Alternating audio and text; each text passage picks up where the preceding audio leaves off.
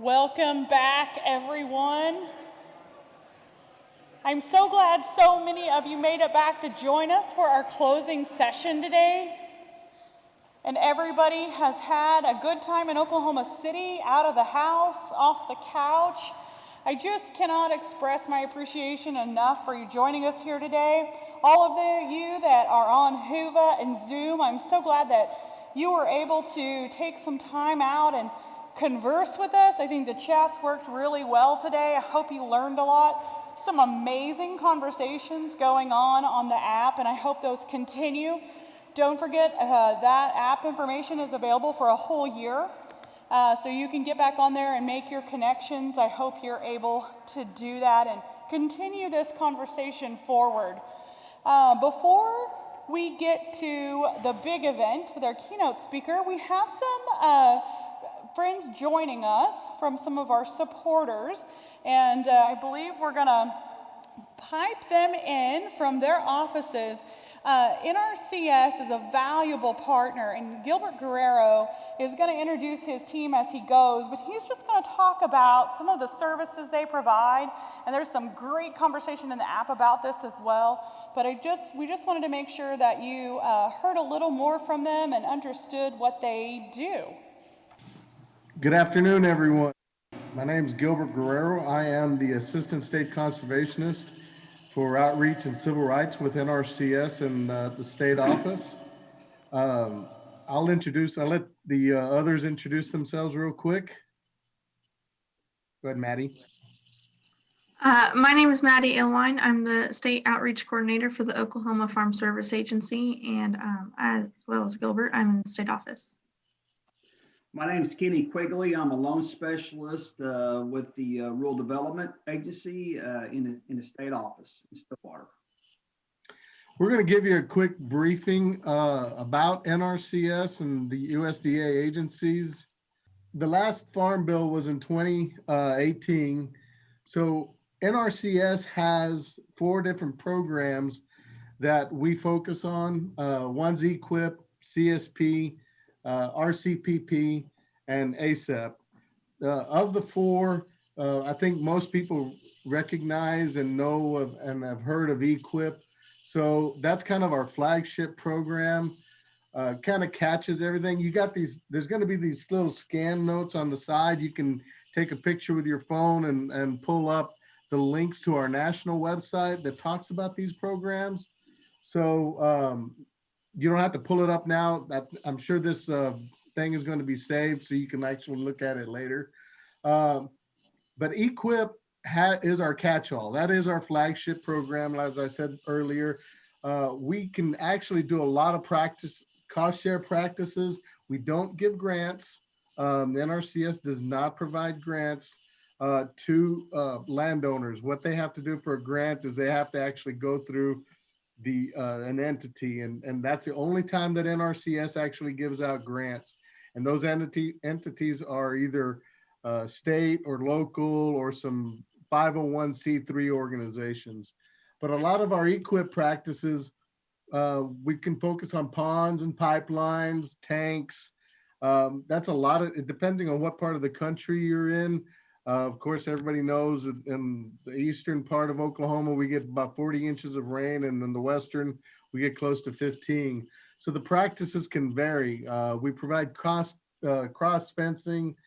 If you're looking at removing some cedars, or if you're looking at different, maybe some prescribed burning, those options are out there, and those practices are out there under EQIP. They're also under some other different programs. We do have the Monarch Initiative that does provide a little bit of cedar clearing, but that's that's all still filed under EQIP.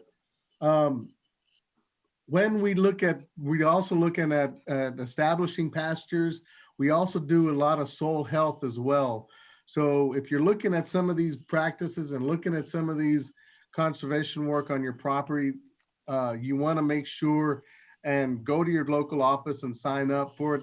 The sign up process is continuous. This is all, EQIP is also where we have our hoop houses and seasonal high tunnels. There are initiatives under there for organic farmers as well. So make sure and go to your office and talk to local conservationists and see what they have to offer. Right now, our offices are closed, but you can still set up an appointment and our conservationists can come out to your property. The next program I'm going to talk about is CSP. Really briefly, CSP is kind of like equip on steroids. You have to do multiple tasks on that parcel or on that acreage that you're looking at doing some work on. So here's some incidents. I'm trying to get some of the computer to work. It's not working quite right. Sorry. But if you're looking at doing some different types of work, CSP is out there. You can sign up. There are fund pools for different groups, just like there is on eQuip. CSP, it's a stewardship program. It's more of you're doing not just one conservation practice, but you're doing a multiple, and you're also doing a step above that. So these options are out there if you're looking at CSP. Another program that we have is called our easement program, or it's called ALE, or we have wetland reserve program, and we have ALE. Most people know about our wetland program. They all either want to have ducks, or they want to hunt ducks, or they want to have something. So we're converting a lot of farmed ground back into wetlands. We have those have easements. They either have a permanent easement, a 30-year easement, term easements, or just a 30-year contract. So the ALE program, what I talked about a little bit earlier, that also goes with entities. If you notice, tribes, state, and local governments are the ones that participate in this, and they're basically getting some of the grassland back in, or some of the rangeland, or some of the pasture land back into grazeland. Some of the definitions we have, and this is about beginning farmers. I'm going to read that one really easy. USDA defines beginning farmers and ranchers as those who have operated a farm or ranch for 10 years or less. So if you're a new and beginning farmer and you're looking for cost share assistance, or you're looking for something with USDA, maybe it's a loan program with FSA, you have to have, and you're applying for this under the beginning farmer, you have to meet these thresholds.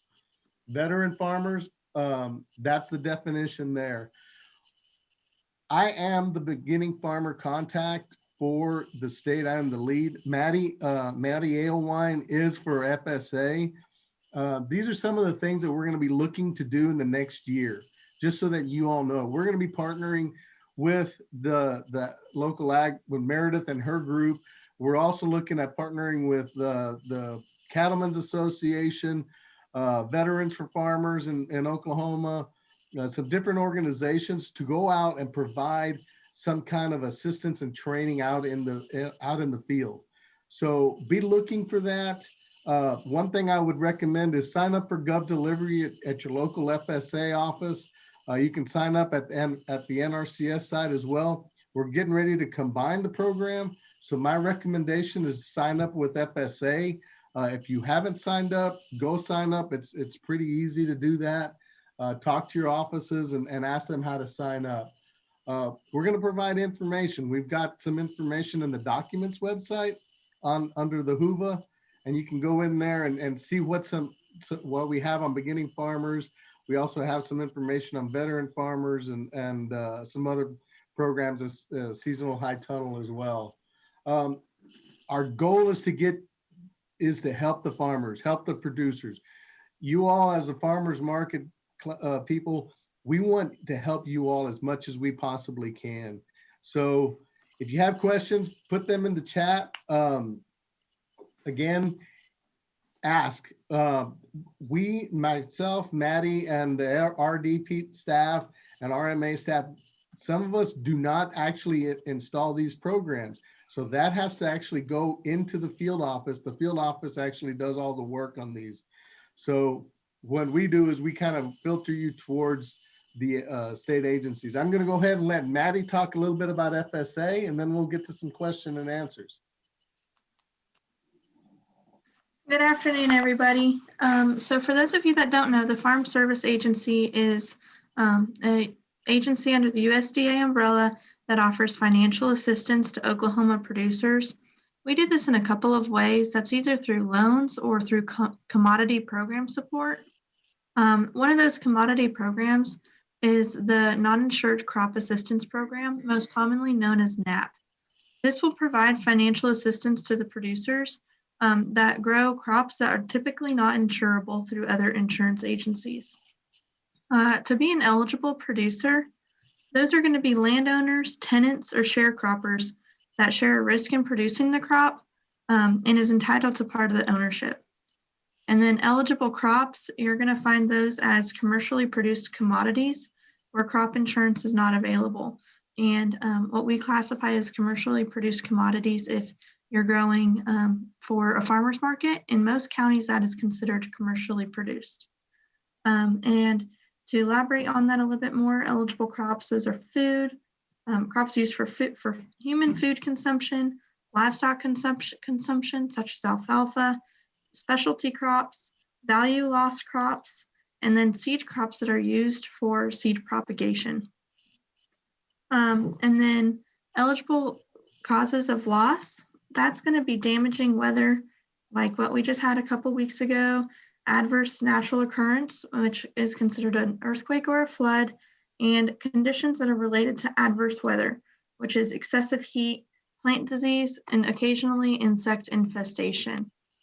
So with the service fees and premiums, if you're a veteran, if you're a beginning farmer or rancher, or if you're historically socially underserved, you can qualify for the waiver of the service fee and a 50% premium reduction. So that's a very good program for those that do grow crops for farmers market type situations. And then a couple other programs that you guys may be interested in is the Livestock Indemnity Program, otherwise known as LIP. This program is very popular right now after the biggest snowstorm that we just had a little bit ago. This is a program to help producers who have had livestock losses due to adverse weather. Eligible livestock, this would be, those will be livestock that died in excess of the normal mortality rate. That can be cattle, poultry, swine, alpacas, goats, reindeer, sheep. So if you had any losses like that, the best advice I can give you is for you to contact your county office, and they'll be able to let you know specifically how you can be eligible within your county according to the COC guidelines. Another emergency animal assistance that we have is the Emergency Livestock Assistance Program, otherwise known as ELAP. This is a program for typical livestock, honeybees, and farm-grown fish for commercial use. This will provide financial assistance to the eligible producers on losses of livestock, farm-raised fish, and honeybees that have died outside the normal mortality rate of disease and adverse weather events. Again, the best advice I can give you is to contact your county office, because each county has different regulations on what's eligible and not.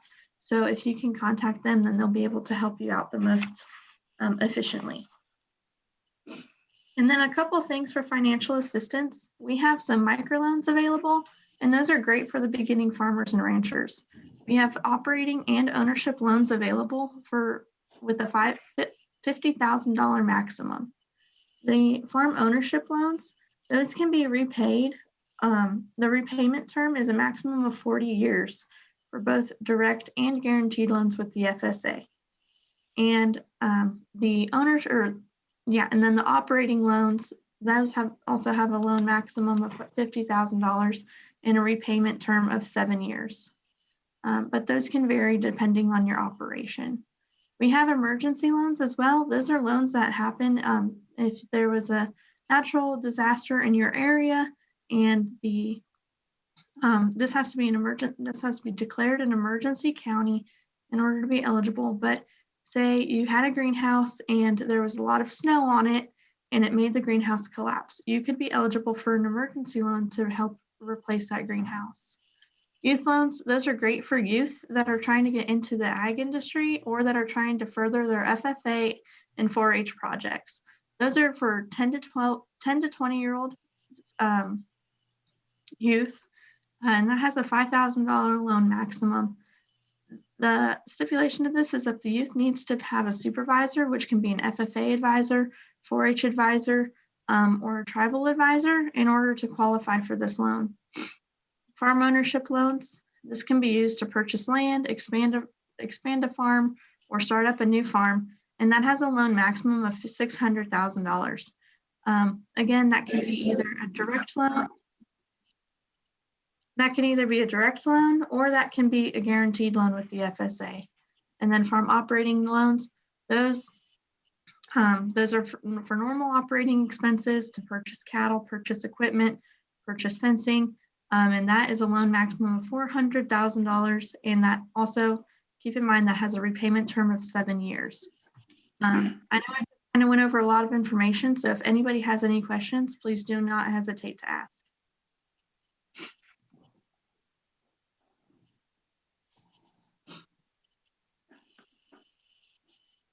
Ready, Gilbert? Okay. Again, my name is Kenny Quigley. I'm a loan specialist in the Stillwater State Office, and I don't have any PowerPoint slides. So I'm a little unorthodox here. So if you would, please write this down. Our website is rd.usda.gov. Okay. And when you go on that site, you can kind of browse around, and we have a ton of programs for housing, for water infrastructure, for business loans, etc. And it goes on, and it can be quite overwhelming because we have so many programs. But I'm going to talk about 2 of them right now, and write these titles down as well, and then you can refer to the site, and it can explain it a lot better than I can on the Zoom meeting. So the first program I want to talk about, and actually there's 2, and they're both applicable to ag producers. The first one is called the Rural Energy for America Program. It's called the REAP. That's the acronym for it. And what that is, it has to do with energy efficiency. So if you're a rural small business or an ag producer, you could actually qualify for one of these loans or grants. There's some caveats. You got to be in the area of 50,000 or less, which is not too difficult if you're an ag producer. And if you're an ag producer, you don't necessarily have to be out in the country. You could be in town as long as the location is 50,000 or less in population. And there's a various list of what the funds can be used for. I'll just kind of go through them real fast. We've had some that put in some micro biodiesel plants. Wind or solar generation is eligible. What we commonly get applications are, and again, this is mainly for the small businesses, is HVAC. For example, so if you have a facility that has an outdated HVAC system, we can actually assist in financing an upgraded unit that's more energy efficient. The same with insulation, in lighting. We've had a lot of customers that come in, they want to convert to LED lighting because it's a lot more energy efficient. Doors and windows. Solar is another big one. Anything that makes your facility more energy efficient. In the past we've done like out in the country, it's kind of hard to get water. A lot of places out in your farm you don't have any electricity. So I know we have financed a lot of solar panels for water uses. We've done some grain dryers. We've done a litany of different projects. On the funding, there's 2 sources of funds. We can make a loan for up to 75% of the project cost, or we can give you a grant for 25% of the eligible project cost. But at the end of the day, you got to come up with the difference. So if you use part loan and part grant, we can only do 75% of that project cost. Okay. But when you get to the grant, you can only do 25% of that project cost. And so most of the customers that come to us, you know, they want to utilize our grant to kind of help fill the difference. They may go to the bank or even to us to get the loan. And then we can help supplement that with a grant up to 25%. The other program that's pretty popular is called the Value Added Producer Grant. And it is a grant program. It's really the only grant program other than the REAP program where we can give an individual a grant. Most of our other grant programs are only for like municipalities or 501c3 nonprofit entities, but this one you can be an individual and get one. And basically what it is, if you're an ag producer and you want to add value to your commodity, that's the big test. Okay, and in these funds, what they're used for is really used for marketing to help expand your operation. It can be used in a business plan or a feasibility study. It's kind of limited on what you can use for the equipment. They can allow a little bit for equipment, but most of it is for working capital.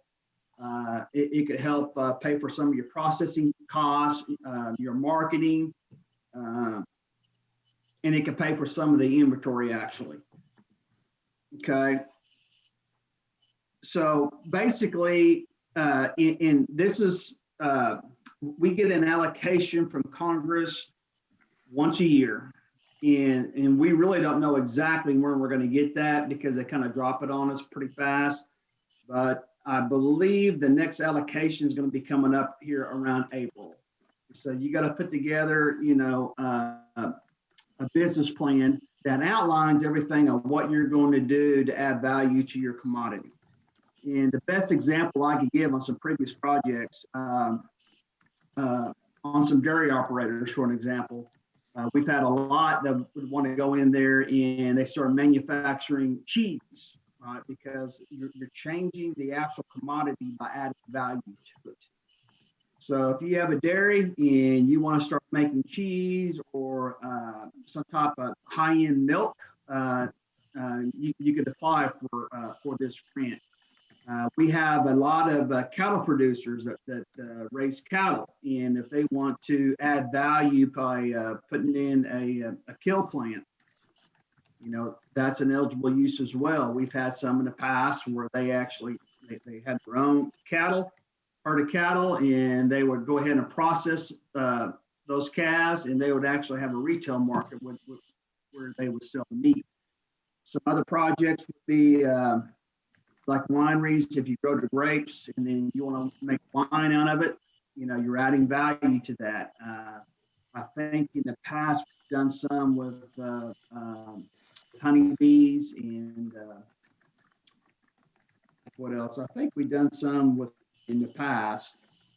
I can't not remember the details of that particular project, but they were more, their value added component was more of like the organic egg. Okay, that was kind of what they were pushing towards.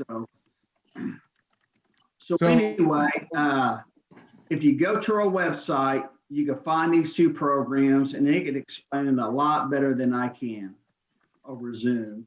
And if you have any questions, you have all of our contact information there, and just the main thing is to reach out. Personally, I do not do these two programs. We have two different loan specialists that do. So if you call me and you have a project you want to run by, I will get you directed to the right person. We handle these two programs out of our state office, so you won't have to. We don't outsource them out to the field, not on these two. So that was the two programs in a nutshell. Thank you all so much for all that great information. And those slides are on Whova. as well as that contact information. You can find that anytime there. I know everybody, there's a bunch of people have been having great conversations with Gilbert all day long. We appreciate your support and thanks for that information. We are going to get started with the highlight of the day, our keynote speaker. Just a quick note, even though I mentioned this morning that this was one of the hardest conferences we've ever planned, and we've talked more about it than we have probably all of the conferences all put together, it all kind of came together at the very end. So a sincere thank you for our keynote speaker for being flexible and taking our ideas and sharing his own vision with us. John Bob Simple, if you would come up to the stage, I am going to let him tell his story. He's been working in the local food space in several different places. I believe earlier he called himself an outsider. I'm not sure if I'd go that far, but he is not a technical food producer, but he's really familiar with a lot of other places in this local food space. And so I hope that you can learn some things and gain some inspiration as he tells us how we can be a better part of our community.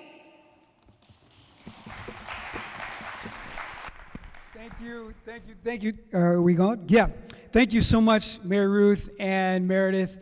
Thank you, everybody that is on the app in Hoover and you're watching on Zoom, because I don't know about y'all, but I am so over virtual meetings. I don't know what to do with myself. I think that our current struggle of this pandemic is real, and I may not ever use Zoom ever again. It's not true. I don't want to tell you that. It has been one of those opportunities to just lean in. And so this last session, I'm going to ask you to lean in as much as possible, especially as I lean in with each of you. One of the things that a wise man ever said to me, he said, John, when you don't know what you don't know, just acknowledge that you don't know what you don't know. In preparation to come and to share with you today, I wanted an opportunity to connect with you and acknowledge some things that I think are absolutely critical. As I sat through this last breakout session with Kevin and Carrie, and I was listening, I was just trying to open my ears. And I was trying to understand, what is this relationship between food and the land relative to the relationship between food and the store? I oftentimes know so much about the relationship between food and the store, but being able to recognize, what does it take to bring food to life? Each of you do this in unique and amazing ways, and so I want to just start off from a place of telling you thank you. In my work at Blue Zones Project, Pottawatomie County, the food space is something that has mattered to me a whole lot. We at the Blue Zones Project really believe in helping people live longer, healthier, better lives. It is absolutely essential and critical that we understand the role that food plays in that. And so from that place of gratitude, I want to invite you into this conversation with me. I say a conversation because each and every one of you are the experts or the almost experts in your operation, in your farmer's market, in your experience. I come as a humble addition to this conversation and a contribution to it. As I get started, I want to recognize our primary sponsor at the Blue Zones Project, the Avitas Foundation. They're in Pottawatomie County. They're here for good. They work towards eliminating the negative health outcomes of Pot County, and they see that in its full cycle and its full beauty. And so, shout out to the Avitas Foundation, which has been with us since day one. As I continue to share with you, I want to also give a shout out to all of my folks from Pot County. If you're watching there and you're from Pottawatomie County, if you're a grower, a producer, I just want to say hello. I want to get to meet you. So there you go, speaking through the camera. How's it going? Hit me up. I'd love to connect. Also, I'd like to give a shout out to our sister community for the Blue Zones Project, the Blue Zones Project in Durant. Their Food Policy Council, one of their members is attending today. And so, Tammy, hello. I just wanted to also say hi. I am not going to say hi to my mom because I don't think she's watching. When I was growing up, I had an absolute love of peanut butter. Not just any type of peanut butter, a very particular kind of peanut butter. How about y'all, for those of you attending today, who had a favorite type of peanut butter when you were a kid? Raise it out, shout it out at me, yell at me. Peter Pan, okay, anybody else? Jeff, okay, how about crunchy? If you're on the chat, talk to me. You like crunchy peanut butter? Just yell at me, crunchy. If you think those folks are crazy, you want smooth peanut butter. If you want that weird natural peanut butter where you get the oil at the top and you got to work like it's cement, just turn it off. You see, when I was a kid, my favorite type of peanut butter came out of only one can. I don't need fancy labels, baby. I want a gray can of peanut butter. That gray can of peanut butter actually looked a lot like the photo that you're looking at right now. That gray can of peanut butter became alive to me as I was investing my career in the food insecurity space with the Regional Food Bank of Oklahoma. As I was talking to some folks about the USDA commodity program, I realized that the peanut butter didn't come out of that can anymore. And somebody explained to me as we were moving some pallets. I like to dress a little fancy. I'll throw some nice shoes on. Some of you brought your boots today. I appreciate that. My team would often laugh at me, and they'd see me with a pallet. And I'm moving this pallet of peanut butter, and someone says, John, you know, this is what USDA peanut butter, it used to look out of a gray can, but now it's out of this pretty plastic one. And all of a sudden I said, well, the only way to qualify for that is that you're food insecure. I called up my folks and I actually had a conversation. I said, where'd that gray peanut butter can come from? They let me know that, yes, we had it all the time. And as I sat and I conversed with my mom and dad, who were people of faith, and they worked really hard to take care of us. We had 5 kids in our family. I was a little confused. I said, Dad, you were on the head of the United Way, right? He said, yes, son, we were. I said, Dad, you led the food pantry locally. He said, yes, son, we did. I said, Dad, I don't understand. He said, son, there's not people who are on one side of the table as the giver and the other side of the table as the receiver. We all have the opportunity to sit on both sides of that table. This helped me to recognize the value and the importance of what we were doing at the Regional Food Bank. Understanding that food was a cycle and a system that required everyone to play their part. I would get to learn a whole lot more about that system during my time there. One day I was with some friends who were producers in Garfield County in Enid. If you're in Garfield County, holler at me. Anybody Garfield County? Online, you better speak. I wish I could hear y'all. Y'all, this is the strangest thing to talk to people you cannot see. It's like a ghost. It's weird. It's true. One day they invited me over for dinner, and their kids, FFA students, they introduced me to their project. And they said, John, let's take you out to the barn. I said, okay, that sounds great. Y'all, I'm a Southeast Louisiana boy, but my mother's from New Orleans. My dad is from Guyana. He grew up in the UK. I don't know anything about farming and ranching, and in this moment, I'm about to learn. They take me back to the barn. They introduce me to their project. Their project had a treadmill. It's like, what in the world? Their project had to be cared for in a particular way, had to make sure that their hooves were taken care of. This project was sheep. Before we walked out to the barn, they said, John, you might want to change clothes. I said, I didn't bring a change of clothes. They said, well, we got one for you. They said, John, you might want to put on this coat. I said, don't worry about it. I'm fine. They said, don't touch these sheep unless you have different clothes on. I said, hey, y'all, I don't want to make a fuss. It's all good. And they were like, oh, okay, it's all good. Y'all, I have never stunk so bad in my life. As I walked and I'm interacting with the sheep, I'm treating it like a dog, or I'm petting it. And I'm like, this is so great. I'm smiling, and they're just laughing at me. You see, the opportunity I have today is to be able to do something that's my passion and what I believe in doing, and that is being a bridge builder. Being a bridge builder to those that take for granted how hard you work every day in order to make what you do possible. I want to let you know that I appreciate the fact that whether it be pandemics last year where people had the opportunity to pour milk down the drain, watching it go to waste, or to work with the USDA to get food to people who need it. I want to tell you thank you, and I see you recognizing that as I talk to my friend Joe Parker at Highland Ranch out in Oologah, breaking ice. Y'all, what you do is tough. As I listen to what it takes to just run a hoop house. And guess what? We got it covered, but as long as the snow is not too heavy. There's so many challenges that you've faced. Your resilience is real. To the Oklahoma ag community, as an outsider, somebody who didn't come up this way, I see you and I want to tell you thank you.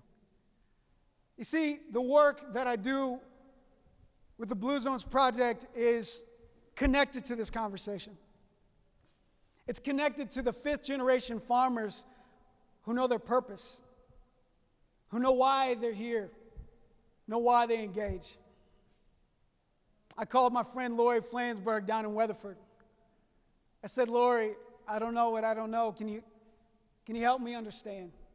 She said, my dad, who's been making peanuts and wheat not making a whole lot of money in a small area there in Custer County, he doesn't take a lot of vacations.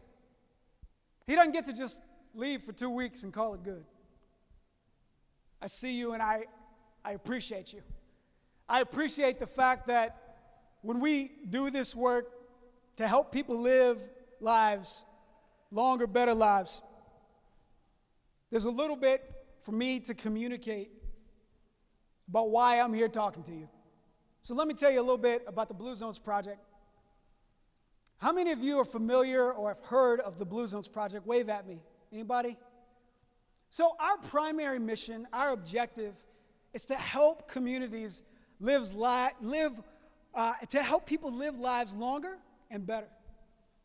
To be able to acknowledge those challenges with health outcomes and say, what can we leverage to get there? Our work is based upon the lifelong study of Dan Buettner. Took 20 years and said, where in the world do people live the longest? How do people live there? And what are they like? And what are they doing right that the rest of us could learn some things? Now, this is not my primary reason that I'm here to talk to you, but I want to tell you a little bit about what he learned from Okinawa, Japan, what he learned from Nicoya, Costa Rica, what he learned from Loma Linda, California, and what he learned from Sardinia, Italy, and what he learned from Greece. See, what he learned was that there's certain practices that all 5 of those homes to centenarians, people who live the longest, much past 90, much past the average age here in the average U.S. community, they do some very important things that the rest of us could adopt. The first is really important, and that is to move naturally. They're not in the gym pumping iron. They're not like me, who showed up at the YMCA this morning to get my sweat on. I was hoping I could sweat out the nerves and sweat out the talking too much. Moving naturally is not about moving weights. It's really about how can we move our bodies a whole lot.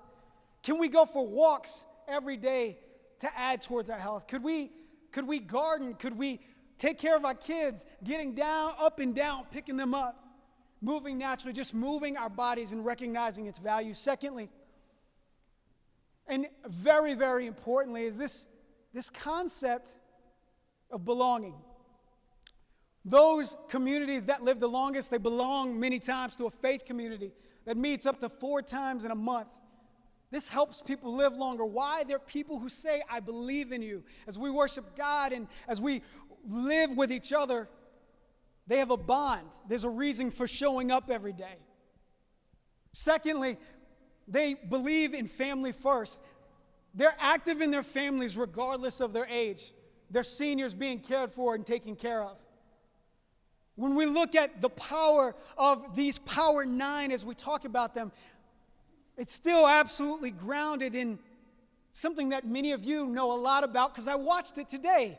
Being in the right tribe, being around like-minded people who want to do what we do together, to be able to point our efforts in the same direction. And in many of your cases, pointing your efforts in the same direction over time and being faithful to that work. When we look at the Power 9, we also see this fun element of wine at 5. Now, this is not just about drinking because those 5 communities don't share that. But what they do share is ending the day over a conversation.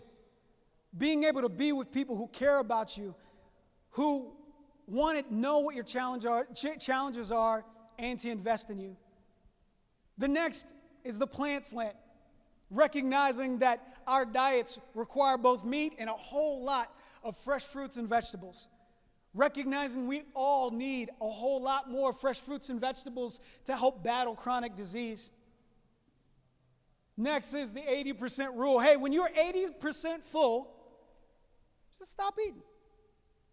Now, that's a little easier said than done, especially if I'm engaged in eating some of my favorite stuff. But the reality is that moderation goes a long way over time. The next in the Power 9 looks different for everybody, and that's downshifting. What does it look like to stop and to pause, to listen, to reflect? That might look like prayer. That might look like, for some, meditation. And lastly, and probably one of the most important, or the most important for me, is purpose. Purpose. You know, earlier we talked about your resilience and the challenges that each of you have done. I get the opportunity to connect with you here, recognizing that our purpose is the reason that we show up, using the talents, skills, and abilities, the interests, the values that we have to leave something that's greater than just ourselves. So if you're sitting there and you're taking notes, I want you to just take 30 seconds. I want you to think about how you produce locally, how you make local ag a reality. How is your purpose connected to that? This is not for anybody else, but just to connect it back to your why. The purpose, the meaning in life that you find in being a part of this tribe. I'll give you about 10 seconds to consider that.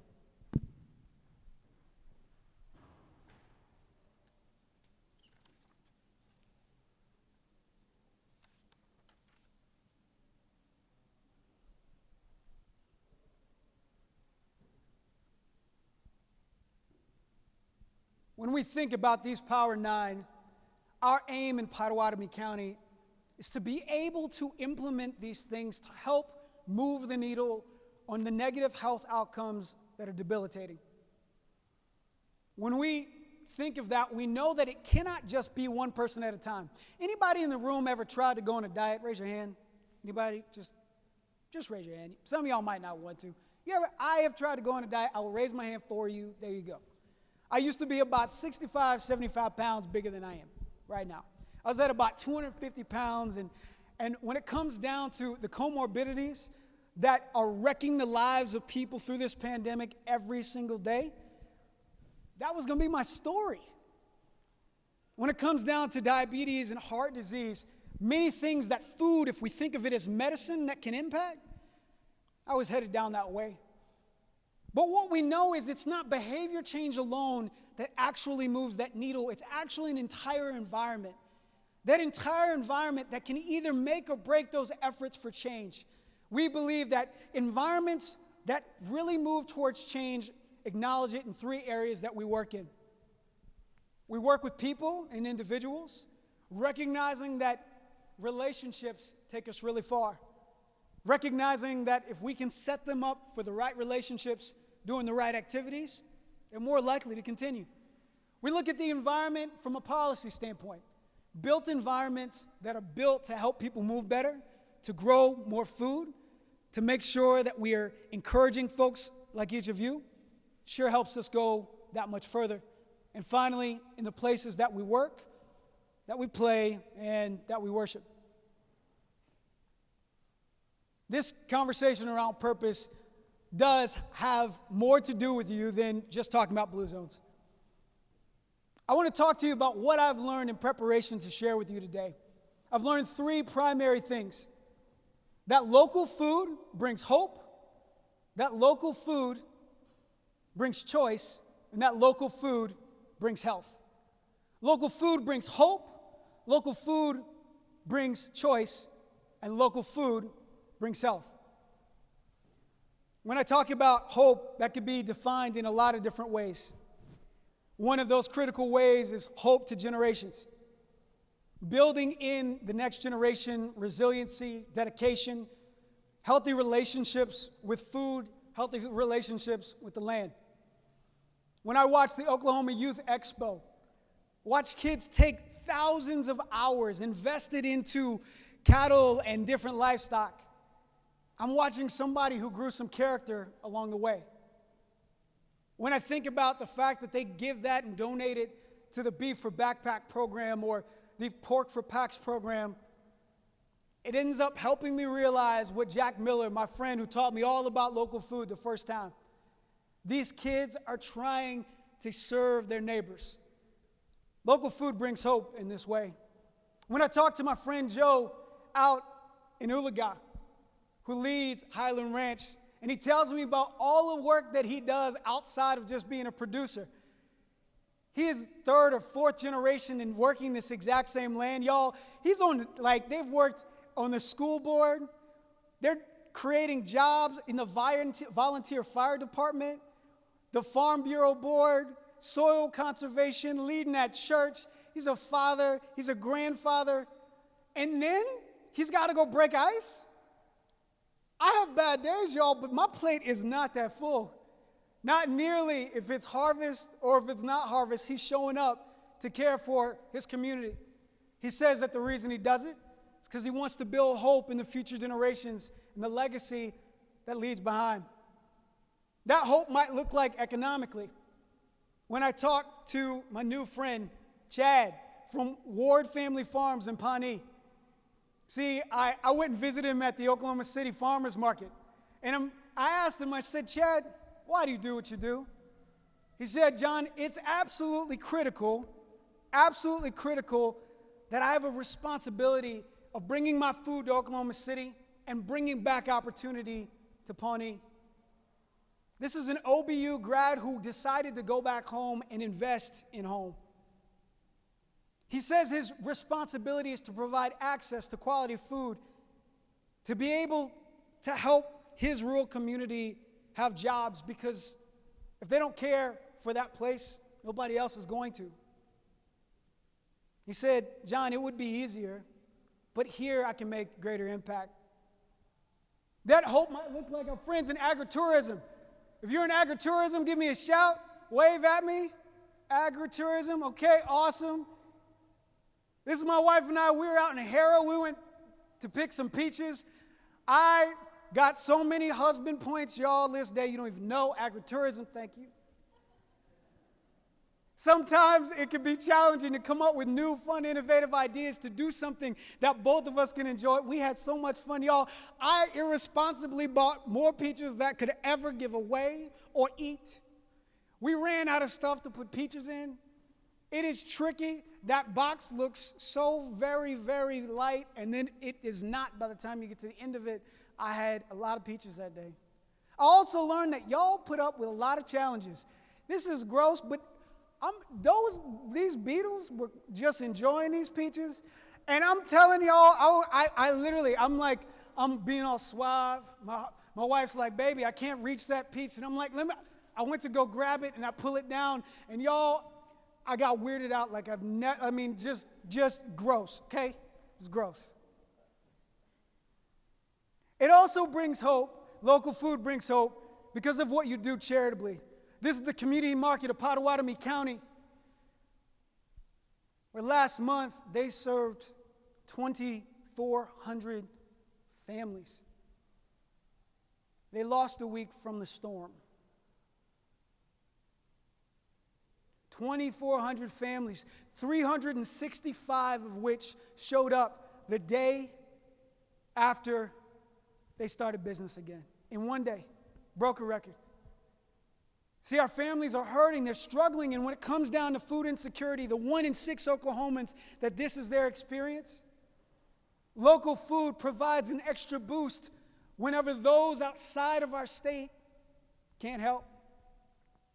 Local food builds relationships between those that are the helpers and those that are the suppliers. Local food allows sustainability to be a reality. That's not just happening in Pot County, it's also happening at Restore OKC here in Oklahoma City, where they're trying to eliminate what is, and maybe even was, because they're getting close, a food desert. It's amazing when I look at the work that local food is doing in our state. It's on both sides of our state in Tulsa. Food on the move.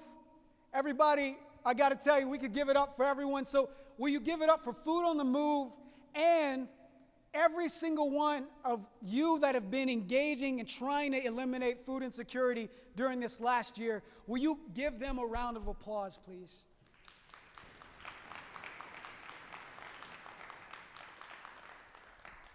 There is a network of emergency food assistance operators, too many to name, 1,700 affiliated with Regional Food Bank of Oklahoma and the Community Food Bank of Eastern Oklahoma. The work that is being done on a day in and a day out basis is unbelievable. Though that's not the story that I tell you today, I want to tell you I'm never going to forget it, and neither should you. In times that get hard, they don't forget. Their mission continues, and it's continuing across our state. Local food brings choice. The other day, I was visiting with Josh from Rooted Farms. Josh from Rooted Farms decided he was going to educate me. I didn't know what microgreens were. I had no idea. I said, "Why are you selling small lettuce in a bag?" You know, no one told me that you go to farmer's market to get an education. And Josh literally says, "John, this is what a microgreen is. It's real good for you. It tastes real good. And did I mention it was real good for you?" I said, you repeated yourself. And he said, "Yes, I repeated myself." Maybe it didn't go down like that. That's what I heard.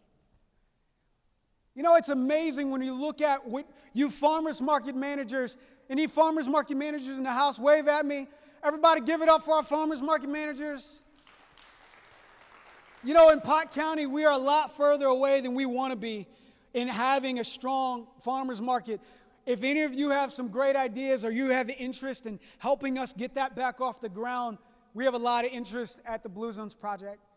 Those farmers market managers, what you're doing is you're allowing folks like me to learn some things from growers I otherwise would not have met.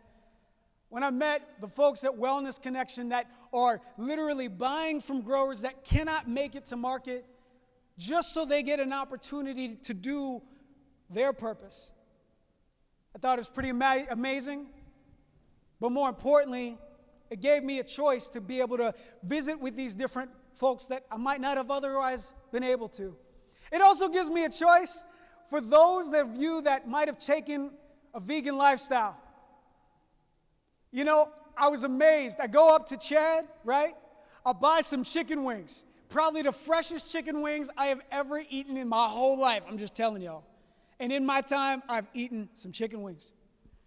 When it comes down to the plant slant, we know that there are ways for us to ingest meat, but also to have some really good non-meat options, some plant-based options. Well, this local farmer's market allowed me to go see Chad and then roll into Plant Dad, who hooked me up with some vegan chicken wings. And yes, I did buy both, and yes, I will enjoy both soaked in very, very wonderful healthy buffalo sauce. Y'all, there's not a lot of places that provides that type of variety, that type of option. Local food provides us with choice. Lastly, local food provides us with choice and through access.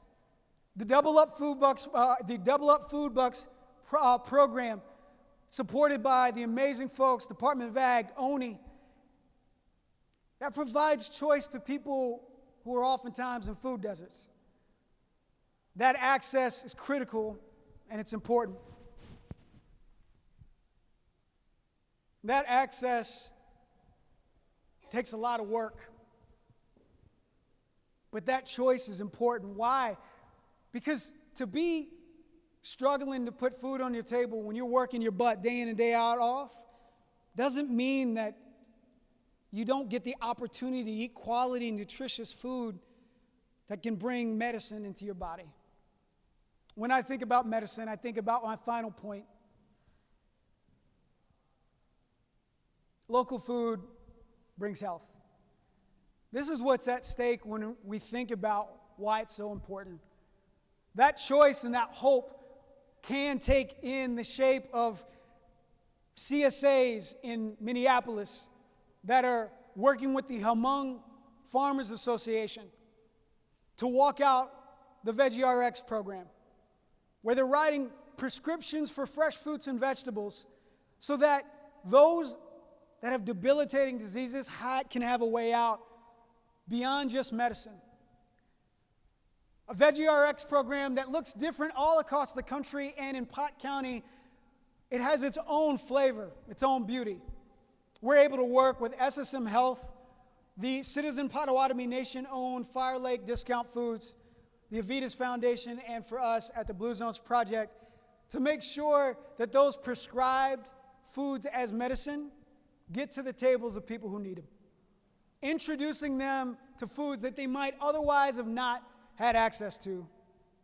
See, this type of an opportunity is providing those vouchers so they continue to have access while they're getting the education that they need to help fight disease within their bodies. Let me give you just some fast facts of why I think you could have a place at that table regardless of where you are.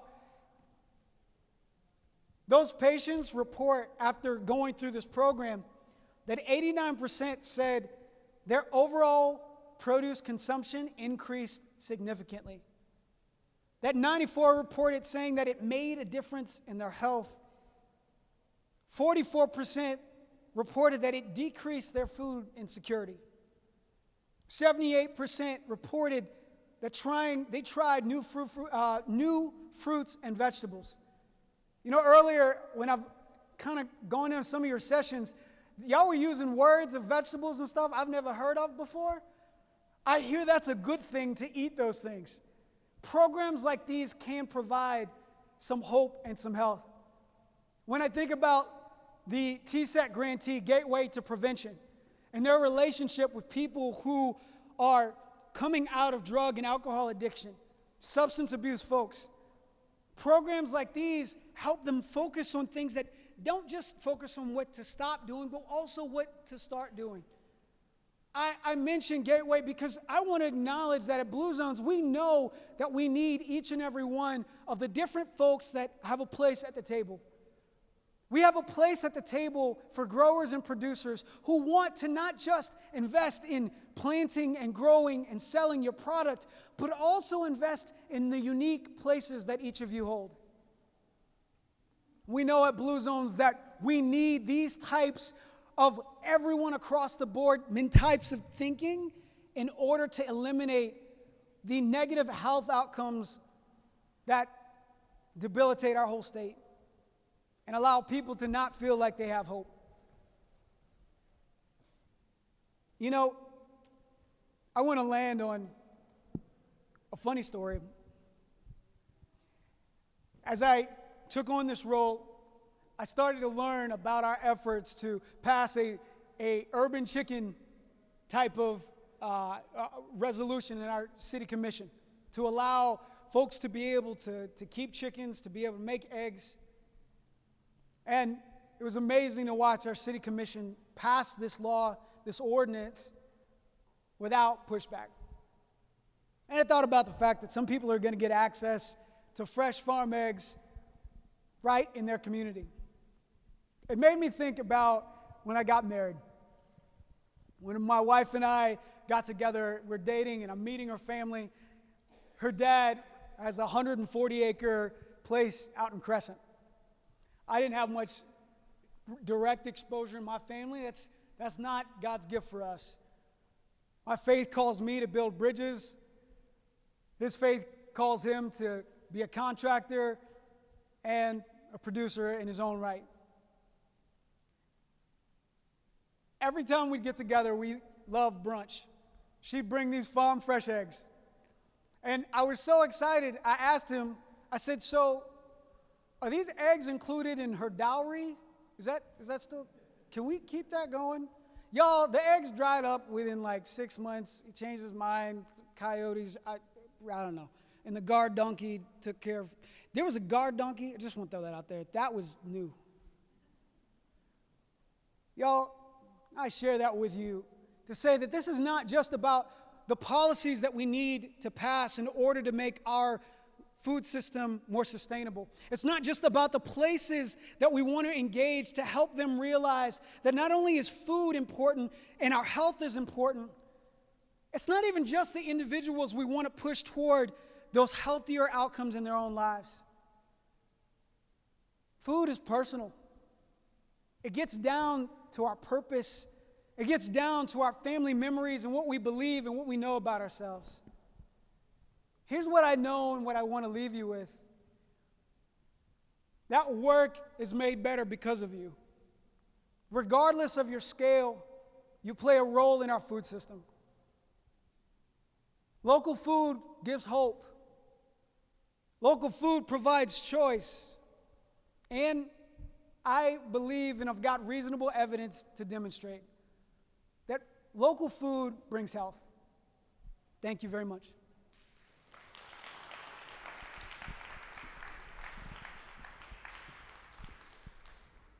I understand that there's an opportunity to ask any questions if anyone does have them. My friend Emily may have some. If I missed a wave, I'm sorry. Okay, go team. Does anyone have any questions about our work at Blue Zones or anything that I've shared with you today? I love asking that question when I'm the last thing between you and 5 o'clock traffic. To not belabor a point, I'll stick around for a bit. Thank you, everybody. I appreciate you. Thank you so much, John. I encourage you to stick around if you can and chat with John a little bit. Is Meredith bringing me door prize winners? All right. Before we get to our exciting door prizes, just one last reminder that the app is still going strong. People are still talking on there. For those of you at home that still have questions, some of us might not be as fast to respond after today, so please use the contact information in there if you're looking for services that either ONI Project or ODAF can provide, or anybody here today. So we might not be managing HUVA as well as we were today, but please use our contact information. We'd love to talk to you. All right, Meredith, what do we got? We have a 7-inch rogue field hole. A 7-inch field hoe. These are all donated by Oklahoma Farm Bureau, and that is the membership association, not necessarily the insurance company. Our friend Justin Whitmore brought us these yesterday, and the winner of this is? So the virtual attendee that is Joseph Jacobs. Joseph Jacobs. And so Joseph, please message us with, or like privately, your contact information, or I guess we can follow it up on, never mind, Hoover has that. So I'll just take her, and we'll get this to you virtually. So, well, physically, but you know what I mean. The next person is Tony Sutton. Tony Sutton. Is Tony Sutton here? You can do that. And then the Hoover winner is Carol Jones.